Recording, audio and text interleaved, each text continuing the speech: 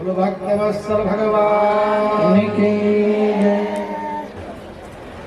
जो हम लोग कहते हैं ना आपको हाथ ऊपर करो, जानते हो क्या मतलब है? मालूम है आपको जब कहते हैं कि हाथ ऊपर करो, मालूम है क्यों? बताओ, है मालूम किसी को? अच्छा पहले हाथ ऊपर करो फिर बताओ इनका मतलब जानते हो?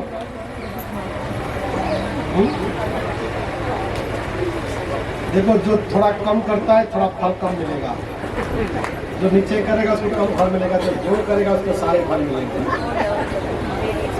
इसका अर्थ ये है, हे प्रभु जी मैं तो संसार का पुतला हूँ, कुछ नहीं मेरे पास, जो कुछ भी तेरा है मैं तो, मेरे पास देने के लिए कुछ नहीं, अपने आप के अलावा मैं तुझे अपना सर्वस्व समर्पण करता हूँ। ये समर्पण है, समझ में आई? जब तक समर्पण नहीं करोगे, सब धर्मान परित्याज्य मामेकम, जब तक सब कुछ त्याग कर प्रभु के प्रति समर्पित भाव से समर्पण नहीं हो जाओगे, तब तक परमात्मा कुछ आपको प्रदान करने वाला नहीं। समझ में आई? समझ में आया? ये है समर्पण। तेरा तुझको अर्पण क्या लागे मेरा, नहीं हमारे पास कुछ भी नहीं प्रभु, जो कुछ भी है तेरा। हम तो अपने आप को, एक बात तो अभी कथा आने वाली है महाराज बलि की। भगवान 52 जब आए ना, 52 अवतार लिए भगवान ने, भिक्षा मांगने के लिए 3 पाव जमीन दे दो, लेकिन 3 पाव जमीन बलि कहता है, राजा बलि, राजा के पास जाकर कोई 3 पाव जमीन मांगे, किसी धनाढ्य के घर में जाके मुझे 10 पैसे दे दे, बैठ जाओ माता जी बैठ जाओ, शांति से बैठो, जहाँ जगह वही बैठ जाओ, जहाँ जगह वही बैठ जाओ, थोड़ा सा सेवादारों से पानी पिला दो क्योंकि गर्मी है, जल की सेवा करवा दो, लेकिन बैठे रहो। शंभू हरि हरि हरि हरि हरि हरि हरि। अच्छा शंभू कहने में आनंद आता कि नहीं? इसलिए कि हम शंभू के दरबार में बैठे, बिल्लेश्वर भगवान के चरणों में बैठे। जिसके घर में बैठना उसका गुण गाना नहीं, और उनका गुण नहीं गाएंगे तो अगली बार यहाँ थोड़ी कथा करने देंगे। बोलो शंभू जय शंभू, हरि बोल, हरि हरि हरि हरि। कोई बड़े धनाढ्य व्यक्ति के पास जाकर कहे महाराज 10 पैसे दे दो। राजा बलि स्वर्ग की प्राप्ति के लिए जो गुरुदेव उनके शुक्राचार्य जी महाराज है, उनको यज्ञ करा रहे थे, यज्ञ जिससे स्वर्ग की प्राप्ति हो। और बड़ा पराक्रम, प्रहलाद जी के पड़पोता विरोचन कर बलि, क्योंकि आज भगवान को भी लाना है ना, कन्हैया का भी, राम जी को लाना है, कन्हैया को लाना है, बहुत सारी कथाएं, लेकिन इस पर से करते चलूंगा।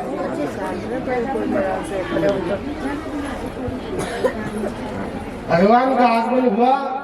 देखो एक बात तो, भगवान तो हमारे, देखो एक बात तो, हमारा प्रभु इतना सहज सरल है, उसको हमारी कोई पदार्थ नहीं चाहिए। जानते हो उसको क्या चाहिए? वो किस लिए हमारे पास आता है? हमारे अहंकार को हरण करने के लिए और प्रेम को पाने के लिए। भगवान का भोजन है अहंकार, ध्यान रखना।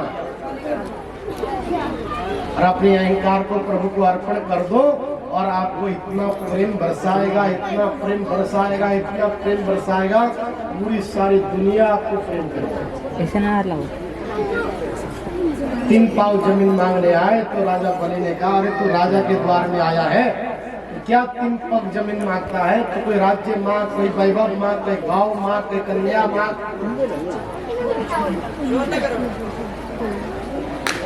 लेकिन भगवान ने कहा भाई मुझे तो 3 ही पग जमीन चाहिए, दे दिया। एक पग से पूरा ब्रह्मांड को नापा, एक पग से पूरे ब्रह्मांड को नापा, और दूसरे पग से पूरी मृत्युलोक को यानी पताल को। तो भगवान ने कहा तेरा संकल्प तो अधूरा रह गया, तेरा संकल्प अधूरा रह गया। अब तीसरा पग मैं कहाँ रखूं ये बता। अभी भक्त प्रहलाद का पड़पोता था, उसने कहा प्रभु इसकी चिंता नहीं है, तीसरी जगह भी है मेरे पास। बोला कहाँ है? घुटने के बल बैठ कर कहा प्रभु मेरा मस्तक है ना वो तीसरी जगह है। तो भगवान ने तीसरा जो पग जो अपनी जो चरण है भगवान ने बलि के मस्तक में रखा। तो इसलिए हमारा समर्पण भाव चाहिए प्रभु से। जब ध्रुव जी ने वंदना किया प्रभु से, तो जब ध्रुव जी लौटे तो जो लोग उनके तिरस्कार कर रहे थे आज वे हाथ में पुष्प लेके दीपक लेके उनके स्वागत के लिए माला लेके खड़े। ध्रुव जी लौट आए, ध्रुव जी का बड़ा स्वागत हुआ, सम्मान हुआ। राजा उत्तमोपाद ने अपने पुत्र को राज्याभिषेक किया और प्रिय भक्त का एक ने वध किया और उसकी प्रतिशोध में उत्तमोपाद ने राजा उत्तमोपाद ने पूरी अपनी सेना लाकर ले जाकर उन यक्षों का ध्वंस किया। ध्रुव जी ने बहुत ध्वंस मचाया। लेकिन भगवान ने एक बात कही थी कि 10,000 वर्ष तुमको फिर यहाँ राज्य करना है। तुम्हारी भक्ति से मैं इतना प्रसन्न हूँ कि मैं तुम्हारे लिए ध्रुव दूसरा एक लोक बना रहा हूँ जिसका नाम है ध्रुव लोक। आप कभी कभी देखो तो आपको एक तारा दिखाई देता है, इसको हम ध्रुव तारा कहते हैं। जो भगवान को भक्ति करने वाले के लिए भगवान कोई लोक भी बना देते हैं। देखो वैकुंठ छोड़ो, स्वर्ग देखो, स्वर्ग छोड़ो, कैलाश छोड़ो, साकेत छोड़ो, परम धाम छोड़ो, भगवान को उसके लिए एक नया लोक बना देते हैं जिसका नाम है ध्रुव लोक। ये भगवान की भक्ति का फल है, लेकिन मांगना भी आना चाहिए। शास्त्री जी एक वृद्ध माता थी, 99 वर्ष की, वो भी बीड़ो। ध्यान से सुनना माता हो तुमको। एक वृद्ध माता थी 99 साल की, एक कम 100 वर्ष की, और भगवान की अनन्य भक्त थी, लेकिन उसका कोई नहीं था संसार में। गरीब थी, छोटी सी एक फूस की कुटिया में रहती थी, भिक्षा मांगकर खाती थी, भिक्षा मांगकर। लेकिन भगवान का भजन नित्य करती थी, 24 घंटा, बस 24 घंटा श्री हरि श्री हरि श्री हरि श्री हरि। एक दिन कुटिया में भगवान का आगमन हुआ, भगवान पधारे। भगवान ने कहा देवी तू ठीक है? आप देवी को भगवान प्रकट हुए, भगवान को देखकर गदगद हो गई। प्रभु आपके दर्शन, बस क्या चाहिए? भगवान ने कहा मांग, मैं तेरी भक्ति से बहुत प्रसन्न हूं, मैं तुम्हारी भक्ति से इतना प्रसन्न हूं कि मांगो क्या चाहिए। तो 99 वर्ष की विडो, पति नहीं है, संतान नहीं है, वैभव नहीं है, धन नहीं है, कोई कुछ नहीं है। कोई अगर पड़ी है बिस्तर में तो पड़ी, कोई पानी पूछने वाला नहीं है। लेकिन वो देखो भगवान की भक्ति करने वाले भी कितने चतुर होते हैं। भगवान से कहते हैं कि प्रभु क्या मैं जो मांगूंगी आप देंगे?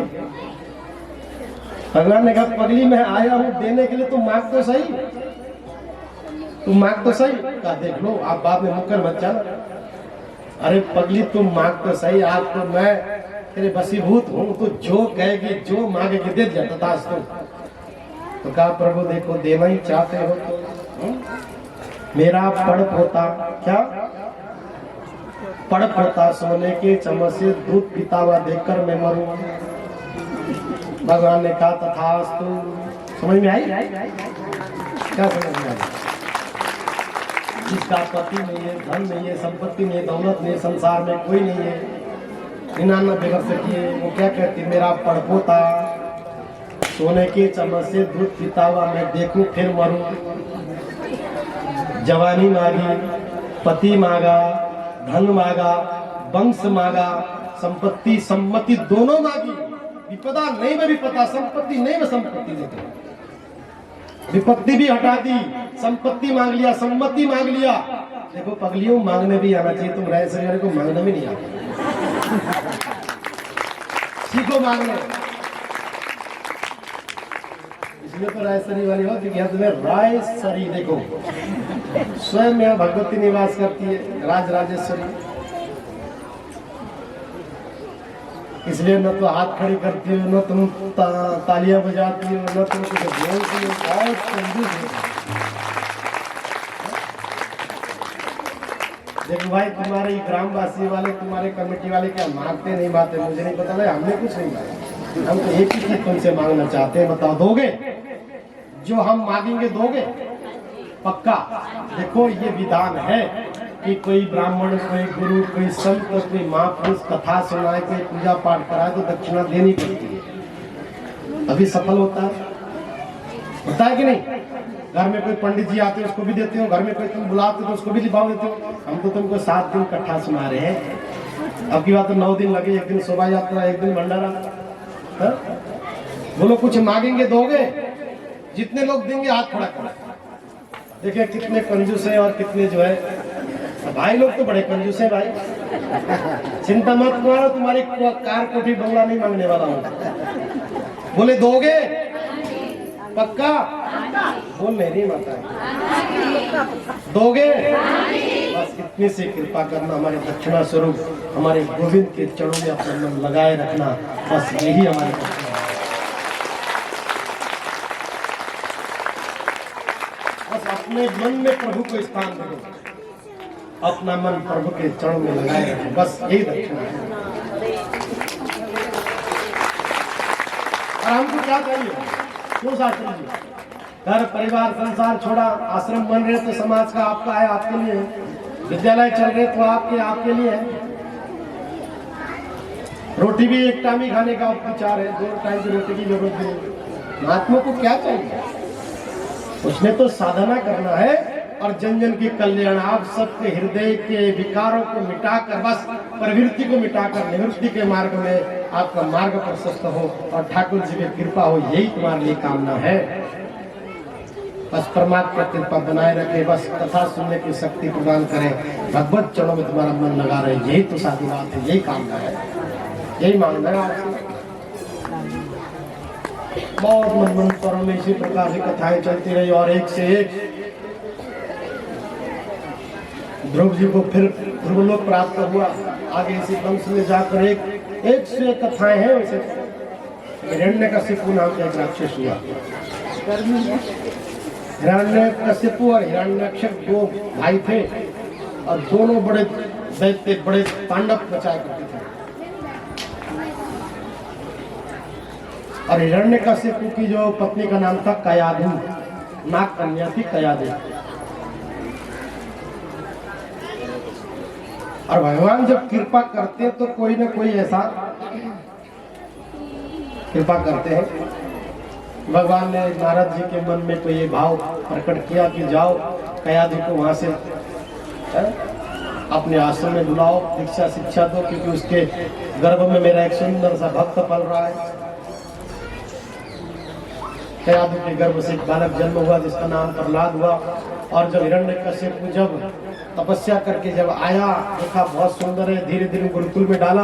लेकिन गुरुकुल में भी जब डाला तो एक ही बात, सर्वणम कीर्तनम विष्णु स्मरणम पाद सेवनम अर्चनम वंदनम दास्य साख्य आत्मनिवेदनम, ये 9 प्रकार की भक्ति है। अब उस बालक ने गर्भ में ही भगवान की स्तुति सुनी थी, अब गुरुकुल में भी यही गाने लगा, सर्वनाम कीर्तनम से, बस यही। अब धीरे धीरे गुरुकुल के जो बालक है वही बोलने लगे। और हिरण्यकशिपु को मालूम पड़ा तो हिरण्यकशिपु ने बुलाया, न मानने पर कई बार उसकी हत्या की कोशिश की, पहाड़ों से गिराया, हाथी से कुछ लाया। अभी होलिका उसी मैंने हल्का सा सुनाया था, होलिका में जलाने की कोशिश की, लेकिन ध्रुव जी को कुछ नहीं, जाको राके सैया मार सके न कोई। जिसका ठाकुर रक्षक हो दुनिया कोई उसको बिगाड़ नहीं सकती, ध्यान रखना। जिसका रक्षक परमात्मा हो उसको दुनिया वाले क्या कर सकते हैं बताओ? जिसका रक्षक परमात्मा हो। बड़ा कोशिश किया हिरण्यकशिपु ने। हिरण्यकशिपु जानते कौन था? जय और विजय जो 2 भाई हुए, जय और विजय दोनों भगवान के वैकुंठ में प्रासव के रूप में द्वारपाल थे। और एक बार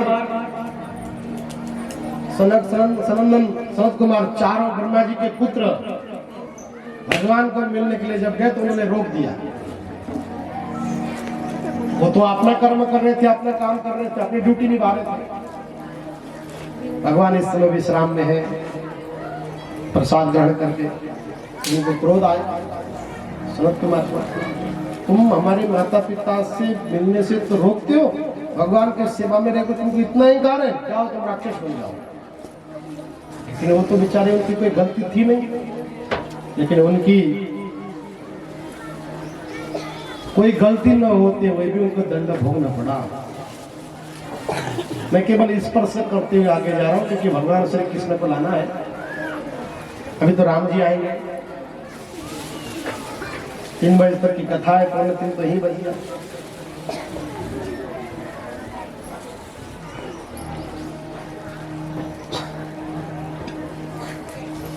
प्रहलाद जी को बड़ा कोशिश किया, अनेक प्रयत्न किया हिरण्यकशिपु ने मारने के लिए, और वही जय और विजय जो 3 श्राप मिले थे, उन्होंने विनती किया, भगवान से प्रार्थना की कि प्रभु हमारी कोई गलती नहीं थी, आपने श्राप हमको दे दिया राक्षस बनने के लिए, लेकिन कृपा करके क्षमा कर दो। तो संत हृदय नमनीत समान है, संतों का हृदय तो पिघल जाता है। लेकिन एक बार श्राप दे दिया तो दे दिया भैया, श्राप तो दे दिया, अब तो वापिस होगा नहीं, लेकिन जाओ तीसरे जन्मों में तुम्हारी मुक्ति होगी, भगवान फिर प्राप्त हो जाएगा। तो 3 जन्मों तक रावण शिशु, देखो रावण कुंभकर्ण, कंस और शिशुपाल, और इधर हिरण्यकशिपु और हिरण्यक्ष, तीसरा जन्म लगा। प्रहलाद की वध करने की कोशिश किया, परंतु अंतिम समय ऐसा आया, प्रहलाद को वध करने के लिए पूरा प्रयत्न किया, और एक दिन तलवार लेके बैठा प्रहलाद जी को लाया गया। प्रहलाद जी को पूछा, बोल तेरा भगवान कहाँ है, तेरा हरि कहाँ है? हिरण्यकशिपु ने कहता है तेरा परमात्मा कहाँ है, तेरा हरि कहाँ है? लेकिन वो भी परम भक्त है, वैष्णव है। हाँ पिताजी, अभी भी कुछ नहीं बिगड़ा है, कुछ नहीं बिगड़ा है, अभी भी मेरे गोविंद के शरण में आ जाओ। अरे तू गोविंद की बात करता है, हरि की बात करता, तू बता कहाँ है, क्या इस खम्भे में? कहा कि मेरा गोविंद कहाँ नहीं है, मेरा परमात्मा कहाँ नहीं, इदा अवश्यमिदं सर्वम, प्रत्येक कण कण में है, प्रत्येक कण कण में है। आप खम्भे की बात करते हो, कण कण में है, क्या इस खम्भे में है? कहाँ, इस खम्भे में भी है। हिरण्यकशिपु ने तलवार उठा के जैसे खम्भ में प्रहार किया, वहां से नरसिंह भगवान प्रकट हो गए। बोले नरसिंह भगवान की जय।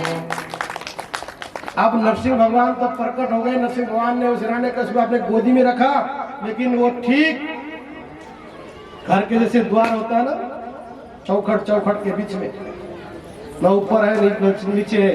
देखो नरसिंह भगवान का रूप कैसा है, न वो मानव है न दानव है, न पशु है न देव है, ऊपर से शेर है, और नीचे से धड़ मनुष्य जैसा है, पैर जो है ना भालू के जैसे हैं, हाथों में इतने लंबे लंबे नाखून है, और उन्होंने दोनों वक्षस्थलों के बीच में जैसे हाथ डाल के फाड़ना चाहा। लेकिन ये ऐसा मौत कैसे जानते हो? जब हिरण्यकशिपु जब भगवान की साधना कर रहा था, तपस्या कर रहा था ब्रह्मा जी प्रसन्न होकर वरदान मांगा कि मुझे वरदान देना चाहते ही हो तो ऐसा वरदान दो कि मुझे मृत्यु लोक में कोई मार न सके। भगवान ने कहा जो जन्म लिया भाई वो तो मरेगा, इस सृष्टि का जो जन्म लिया है तो मरेगा। ये तो कोई तेरा वरदान मांगने का कोई तरीका ठीक नहीं है।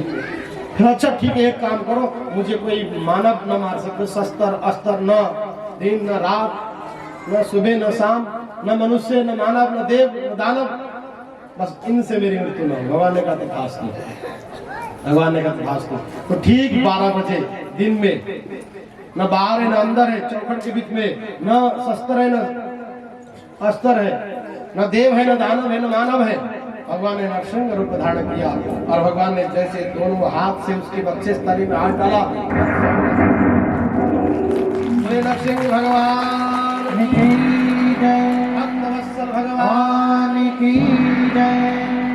पुष्पों की वृष्टा हुई, नगाड़े बजने लगे, शंख ध्वनि हुई, लेकिन देखा कि वह ब्रह्मा विष्णु मेरे सामने खड़े हैं, और भगवान की विकराल रूप देखा। तो विकराल रूप देखकर अब सब सामने जाने किसी की हिम्मत नहीं है। सबने भगवान की गुस्सा को तो शांत करना है। सभी ने भक्त प्रहलाद से कहा बेटा तुम आगे जाओ और स्तुति करो, भगवान का गुस्सा शांत करो। ध्रुव जी थोड़ा प्रहलाद जी थोड़ा आगे बढ़े, भगवान को स्तुति की, भगवान की स्तुति करते हुए थोड़ा शांत हो गए, भगवान से प्रार्थना की और भगवान श्री भगवान ने प्रहलाद को अपनी गोदी में बिठाया और प्रेम करना प्रारंभ किया। तो भगवान से कहा कि बेटा, भगवान ने कहा मुझे आने में विलंब हुआ, मुझे बहुत कष्ट भोगना पड़ा, मेरे कारण तुझे बहुत दुख भोगना पड़ा, ये दुष्ट ने इस पापी ने तुझे बहुत सताया, लेकिन भक्त तो भक्त है, देखो ज्ञानी तो ज्ञानी है। कहा प्रभु मुझे आपके दर्शन हो गए, बस मेरी सारी दुख नष्ट हो गए, बस एक कृपा करना, जिसको आपने वध किया वो मेरा पिता है, कृपया इसको मोक्ष प्रदान करना।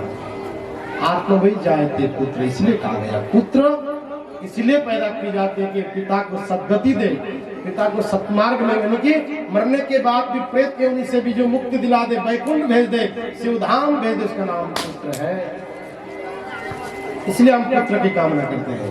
ब्राह्मण के पास जाते तो मंत्र बोलता है ब्राह्मण, मंत्रार्थास्पदा संतु पूर्णा संतु शत्रुना बुद्धि नाशाय, तेरा बुद्धि हो, तेरे शत्रु नाश हो, तुझे परम धाम की प्राप्ति हो, ऐसी कामना ब्राह्मण करता है। इसलिए गुरु लोग कामना करते हैं। भगवान ने आश्वस्त दिया, भगवान आगे बढ़े। वही बावन जो आप भगवान बावन अवतार बन के बलि के घर में आए, वही बलि के प्रदादा है प्रहलाद जी। विष्णुवे पर विष्णुवे, विष्णु का रूप है बावन भगवान, लेकिन बावन भगवान ने 3 पाव जमीन तो मांगी, लेकिन देखो भगवान की कृपा, भगवान का भक्त बलि भी समझता है, क्योंकि वो उस देखो पीढ़ी का या कुल का कहीं ना कहीं असर तो आता है कि नहीं। माता पिता के संस्कार बच्चों में आते हैं कि नहीं आते? आते हैं ना, और संस्कार तो आया है। उन्होंने कहा प्रभु चिंता नहीं करना, तीसरा स्थान भी है, तीसरा स्थान मेरा मस्तक है। इसलिए तो हम बार बार आपको कहते हैं हाथ खड़ा करो, समर्पण हो जाओ, भगवान के प्रति मस्तक झुकाओ। आसित गिरिवरो राजम स्त्रीकूटति विश्रुतः शिरोदेन सा मूर्तिम योजना योतमुक्षितः। ऐसे बहुत से कथाएं, गजेंद्र मोक्ष की कथा है। भगवान ने गजेंद्र जी को भी इसी प्रकार से मोक्ष प्रदान किया। भगवान ने समुद्र मंथन में आकर 16 प्रकार के रत्नों को भी लाया, और एरावत हाथी से लेके कामधेनु से लेके अमृत तक प्रादुर्भाव हुआ। भगवान ने सबको अमृत भी पिलाया। और इसी तरह से एक कथाएं हैं, और इन कथाओं में एक बात कहूं, अब सूर्य वंश की कथा प्रारंभ होती है। विस्तार से सुनाएंगे तो ये कथा पता नहीं कब तक चलेगी। सूर्य वंश में एक से एक राजाएं हुए। अजित सूर्य वंश में गौरव मिला है गंगा को लाने का, गंगा को लाने का। भगवान राम जी किस वंश में हुए मालूम है आपको? भगवान राम जी सूर्य वंश में हुए, और जिस वंश में राजा हरिश्चंद्र से लेकर दिलीप तक, सगर तक, और सगर के 60,000 पुत्र हुए। कितने हुए? महाराजा सगर इतने पराक्रम थे, उन्होंने कितने बार देवताओं के सहयोग करने के लिए, देवता की सहायता करने के लिए उन्होंने युद्ध किया, और उनके पुत्र हुए 60,000 पुत्रों को एक, इतने उदंड थे पुत्र, इतने उदंड थे। पर एक बात को, गुरु हमेशा कल्याण का चाहता है। क्या चाहता है? अरे बैठ जाओ, थोड़ा शांति रखो। गुरु क्या चाहता है? कल्याण चाहता है, कल्याण, आपकी कल्याण चाहता है। गुरु ने कहा कि सगर के कुल का उत्थान कैसे होगा? विश्वामित्र ने कल्पना किया कि इनके कुल का उद्धार तो तभी होगा। राजा सगर को कहा कि अश्वमेध यज्ञ करो। पहले के जमाने में बड़ा यज्ञ किया, आज भी होते हैं, एक से एक यज्ञ होते हैं, सतचंडी, सहस्त्रचंडी, लक्षचंडी, रुद्री, लघुरुद्री, महारुद्र, अतिरुद्र और कोटि रुद्र, एक से एक यज्ञ होते हैं। यज्ञ के द्वारा भगवान को पाया जाता है। मेलग्रीवास कंठा दिवगुण उपस्थिता देखा गुण शास्त्रयो जने मनस्वाम। ये यज्ञ के प्रयोजन ऋग्वेद में कहा गया। भगवान की स्तुति है। नमस्ते रुद्रमन्यवा तो दैकवे नमः भावीनामते नमः जाते राजानम रघुरा। भगवान को प्रसन्न करने की भगवान की विधि है, एक से एक विधि है भगवान को प्रसन्न करने के लिए। इसलिए यज्ञ किया जाता है, इसलिए अनुष्ठान किए जाते थे। एक से एक यज्ञ होते थे, एक से। और राजा सगर को भी यज्ञ करने के लिए गुरुदेव ने बाध्य किया कि तुम एक ऐसा अश्वमेध यज्ञ करो, अश्वमेध यज्ञ करो। और गुरुदेव के कहने पर